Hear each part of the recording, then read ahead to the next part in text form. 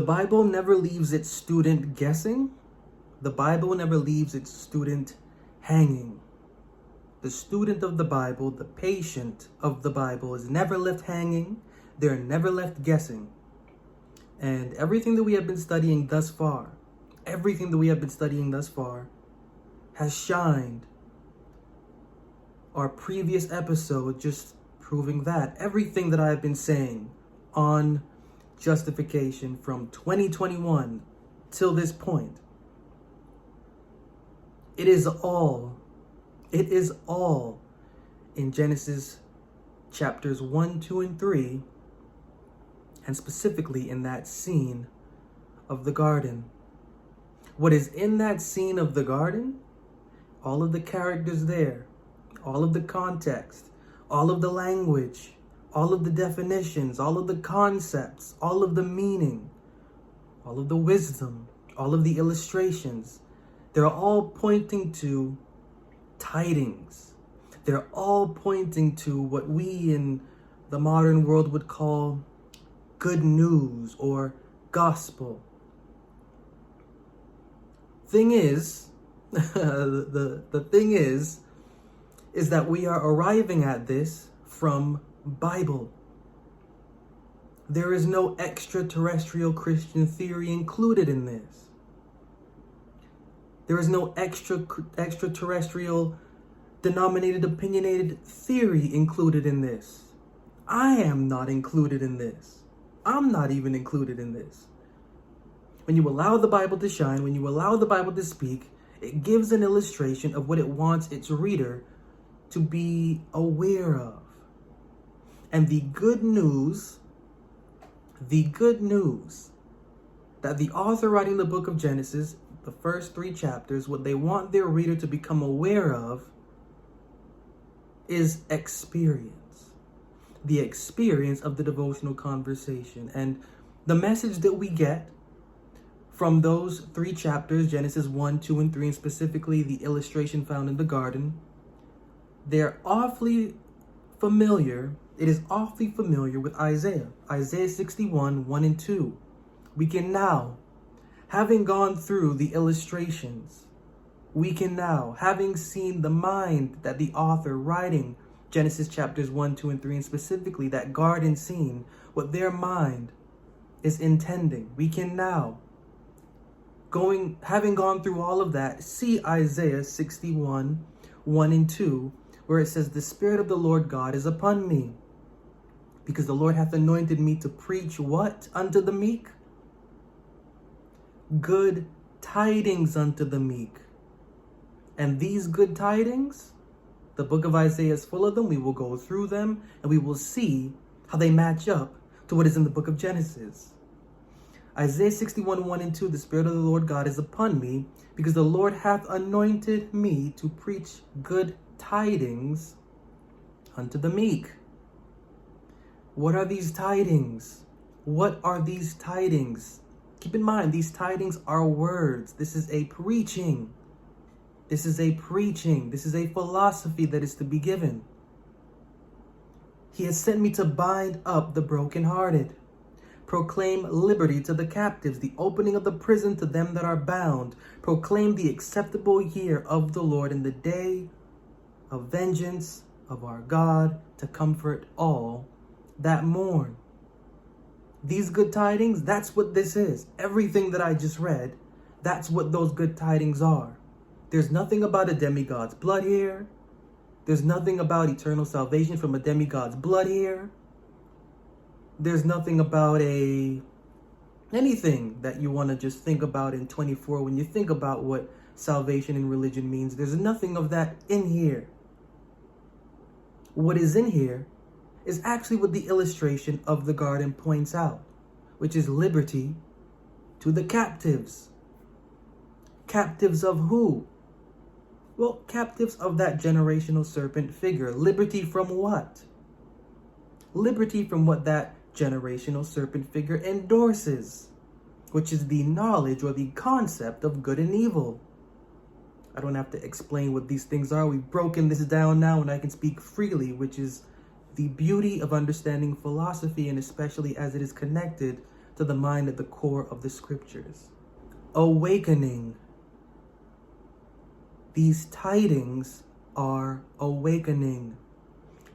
Awakening in the context of the concept of life. The good tidings, the glad tidings, they are the concept of life. The unconsumed tree. The unconsumed tree that in 2024 is protected by imaginary images and a veil. The tidings are of that quote-unquote tree of life. The philosophy of quote-unquote life are these good tidings, which, when applied, are to liberate, which, when applied, are to allow the individual conversation to know what the vengeance of the living God is, which, when applied, will comfort the mourning conversation, which, when applied, will allow the meek to receive what they are supposed to receive. And I don't know what we, think about meek and or this, that, and the other, but when you look at this term as it is phrased and framed within the Bible, I am with him who is of a contrite spirit, that trembleth at my words, that I may revive the spirit and the heart of the humble. That's who the meek is. The meek is the willing conversation, willing to pass through what the participants in that garden were not willing to pass through. The good tidings, the very wonderful tidings, is an experience away from what the members of that garden accepted. From Genesis to Malachi, this is the good news. The good news is the opportunity to have an experience, a devotional experience, where the devotional conversation is no longer trapped and held down by the philosophy, magnified by that generational serpent figure. Yes, we all will get one. You can put me in any generation on earth. There will be a serpent figure, not a literal serpent. There will be a Balaam. There will be a Paul. Drop us in any generation. That's what it's going to be. We can't escape that. That's the blueprint. That's inescapable. Author of the book of Genesis is letting us know that. They're letting us know the trend. Okay, so knowing the trend, what are you going to do? Well, they tell us what we ought to do by allowing us to understand what is unfolded. And what we ought to do is understand what Isaiah 61, 1 and 2 is saying. Resurrection, regeneration, refreshing. The devotional conversations, thoughts, and feelings from what is placed onto it by that generational Balaam. This is the good news. The good news is the perpetual awakening from dust. Does that sound familiar? It should. We've gone through the illustration. I'm not going to break that down again here. The perpetual regenerating from dust, separating one's conversation from dust. So because they failed, from dust you're from dust you will return. That's not a condemnation, that's literal. That's not a condemnation, that's literal, because the act in and of itself did not have literal repercussions. Right? We have to be able to see this, the brilliance behind what the author of the book of Genesis is doing.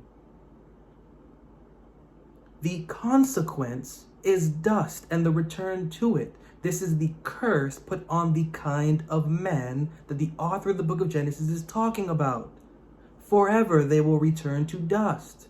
And dust, ground, dust. These are all illustrations connoting stars, connoting seed. These are not a literal ground. This is not a literal ground. This is a seed of a ground. When you're rising from the dust, you're coming up from the seed of a ground. This is denominational. This is, in plain words, You're resurrecting from the religious world and everything that is therein. Those are the good tidings that the author of the book of Genesis is presenting to us so that their reader, so that we can hear it and capture it. Ever question your religious experience? Ever question the condition of your faith? Ever wonder if there was more to the Bible?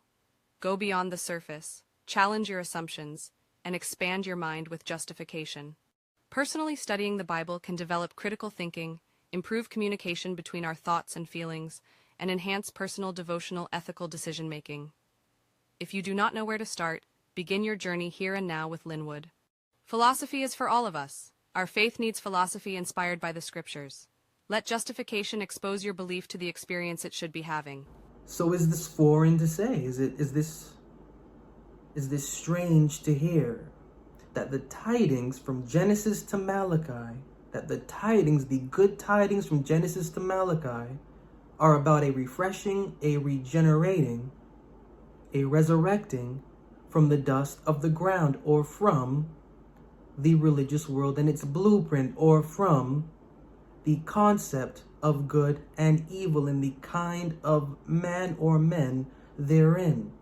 Looking at Isaiah 52 and verse 2. Isaiah 52 and verse 2.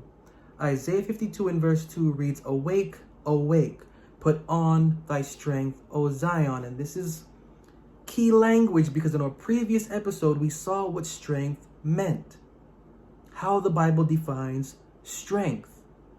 Awake, awake, put on thy strength, O Zion, put on thy beautiful garments, O Jerusalem, the holy city. For henceforth there shall no more come into thee the uncircumcised and the unclean. Shake thyself from the dust, arise and sit down, O Jerusalem. Loose thyself from the bands of thy neck, O captive daughter of Zion. Now, is this talking about a literal city with literal people on it, on a literal map, carved out literally in geography? Is this Jerusalem everything that I just said, but literal? Is this literal Jerusalem? Does the context here confess that? Previous episode, we saw that strength meant wisdom. Strength meant understanding. The tree of life, the philosophy of life, is specifically and most certainly an understanding that is to be applied, a wisdom that is to be applied to the devotional conversation for perpetual length of days, not human length of days, the length of days of the devotional conversation's conscience. Bible's mind is geared toward the perpetual care for the devotional conversation's conscience and its separation from the concept of good and evil, or from the religious world and its blueprint. When we're seeing these things as they are laced and placed for us to understand them, their context matters. And the call to awake from dust is not a call to a literal city to awake from literal dust. The call is to a specific individual assembly host that is dawning a specific strength. A specific assembly or host dawning a specific strength or understanding, which understanding is at the core of the scriptures. The call is for them to awake from the dust. Same theme that the author of the book of Genesis, giving us that garden scene, is calling their reader to do, to awake from the dust. The curse isn't yours. You're not cursed. Your conversation isn't cursed. The curse belongs to the kind of man that it is given to, and to the blueprint world of which they occupy. The good news is that that's not you. Wake up. Isaiah 1, 26 and 27. Who and what is Jerusalem? Isaiah 1, 26 and 27. And I will restore thy judges as at the first, and thy counselors as at the beginning. Afterward thou shalt be called the city of righteousness, the faithful city. Zion shall be redeemed with judgment, and her converts with righteousness. Now, this is not talking about a literal city. This is not talking about a literal people. This is talking about a specific assembly of conversations that are passing through a specific experience with a specific understanding.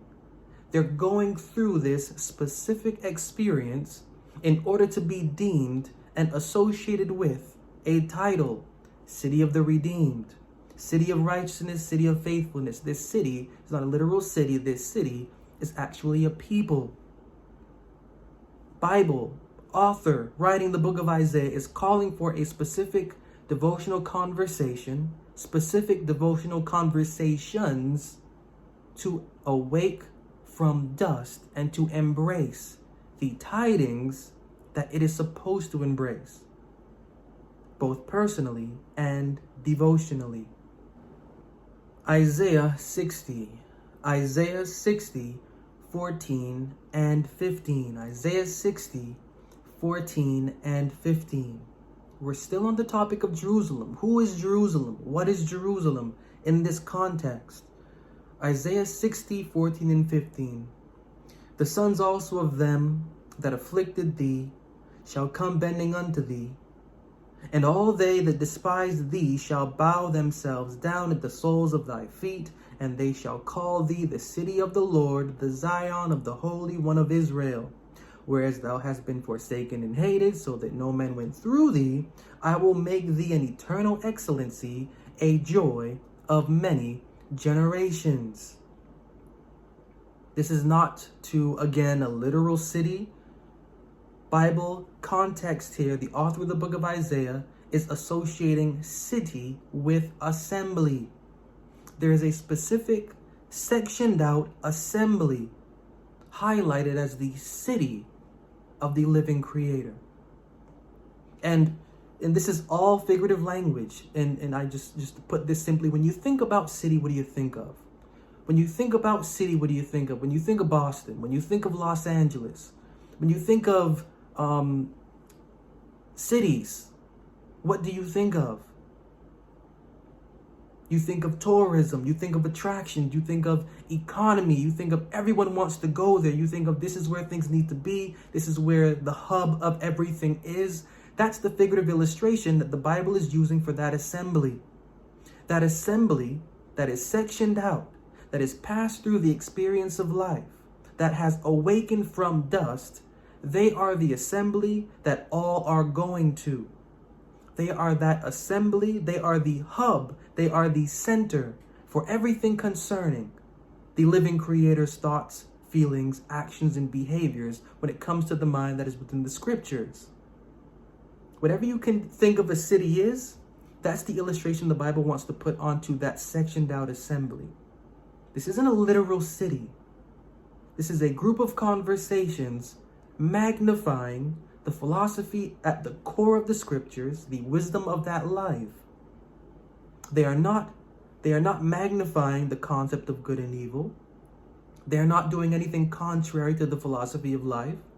They have passed through and are beyond and above the false protection that is protecting that philosophy of imaginary images and a quote-unquote Baal or Lord. They are past it. This is the brilliant light of what the living Creator is. And they have gotten to this position because they have embraced what the illustration of the garden is. Not saying specifically that they have studied this and now they embrace it and now this. What I'm saying is that they are embracing what that garden represents philosophically. They're embracing what that garden represents philosophically. What that garden represents philosophically are tidings of liberty from false devotional experience to true devotional experience. Realization that mankind has a fate in dust, perpetual. Doesn't matter what generation you're in, I'm in, we're in. Doesn't matter what generation, doesn't matter what period of time. mankind, or in plain terms, priest kind, will return to dust, and that will be all they know. Flip side of that, each and every single one of our conversations is created in the dust, or in the realm of the religious world. Every single one of our conversations is. Good news is that we have the opportunity to understand that we are not the dust. Being from the dust, we get automatically fooled, consciously, subconsciously, unconsciously duped into thinking that the blueprint of the religious world is what is to be maintained, is what is the authorized signature of the living creator, and it's not. Good news is that there is liberty and resurrection and regeneration and refreshing devotionally to understand that there is a living experience for our conversation beyond and above that. Our faith is alive. Our belief is a living structure. But what does it mean to have a working faith? What does it mean to have a belief assisting our thoughts and feelings? A Faith That Works is a book informing its reader on how to cultivate an active faith. We usually have to make our faith work. We usually need to do something in order for us to feel like our faith is alive. Is this the right way to handle our devotional experience? Find correct guidance and instruction on how to carry the body of your faith in A Faith That Works.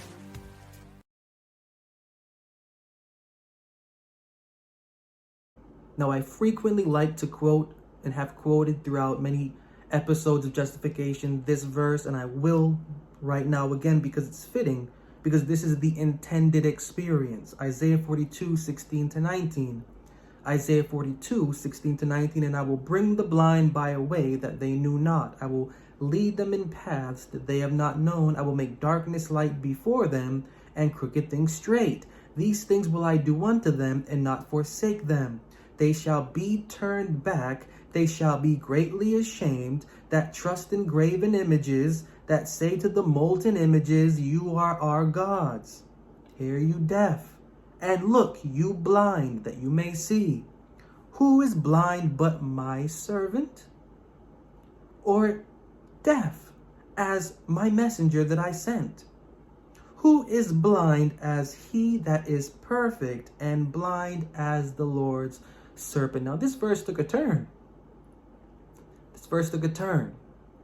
Because we have the author of Isaiah saying that there is to be a course away from what is known, a course away from what is recognized. And what is known and what is recognized, it is magnified by the blind. And the blind are the servants of quote unquote God. The blind are the messengers of quote unquote God.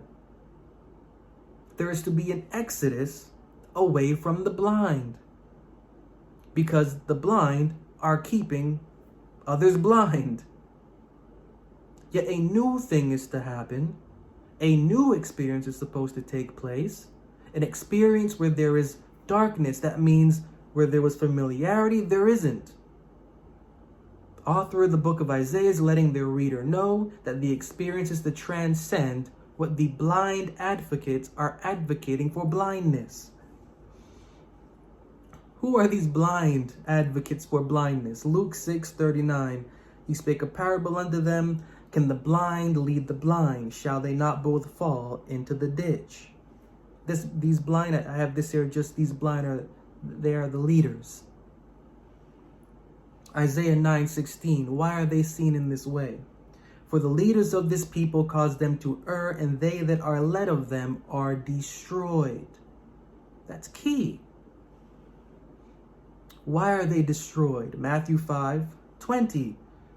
For I say unto you that except your righteousness shall exceed the righteousness of the scribes and Pharisees, you shall in no case enter into the kingdom of heaven. What is the righteousness of the scribes? What is the righteousness of the Pharisees? This isn't hard to put together, because everything that is said here, it's all in the garden. What is their righteousness? Well, the context here of what their righteousness is that their righteousness is actually transgression. So if you're maintaining this righteousness, you're actually maintaining transgression or error. What is the error or the transgression of the scribes and of the Pharisees, who are the leaders, who are the blind? Looking at Isaiah 59:12 and 13. Isaiah 59:12 and 13, for our transgressions are multiplied before thee, and our sins testify against us. For our transgressions are with us, and as for our iniquities, we know them. In transgressing and lying against the Lord, and departing away from our God, speaking oppression and revolt, conceiving and uttering from the heart words of falsehood. Now, context here matters, because the ours, the us and the ours here, this isn't speaking about, folks walking the streets. This isn't speaking about random individuals. The author is very specific. And the author speaking is condemning also himself. He is a part of that hour. Now, who is the one that's writing this? Or I should say, who is the one that's supposed to be writing this? This is Isaiah the priest. In Bible mind, we have to remember, when we enter into Bible mind matters. What we think, let's just put that at the door when we walk into the Bible's house. Bible mind allows us to understand that sin and transgression, the sinners, the transgressors to the Bible's mind, these are the priest kind. The priest kind. This is who the transgressors are. This is who the liars are. Why? Because they come from dust, and that's where they return. It's their repetitive cycle. It's what they do. They come from error to error. Again, the good news is that we can understand, and we have to understand that we are not we're not that. We have to really separate what we are going through from where we originate from. And when I say we, not we personally, we are Devotional Conversation. We have to wake up to the fact that there is more beyond the blueprint of the religious world, saying that in plain terms. And in plainer terms, what is the transgression? What is the lying of these people? Isaiah 29:13 and 14.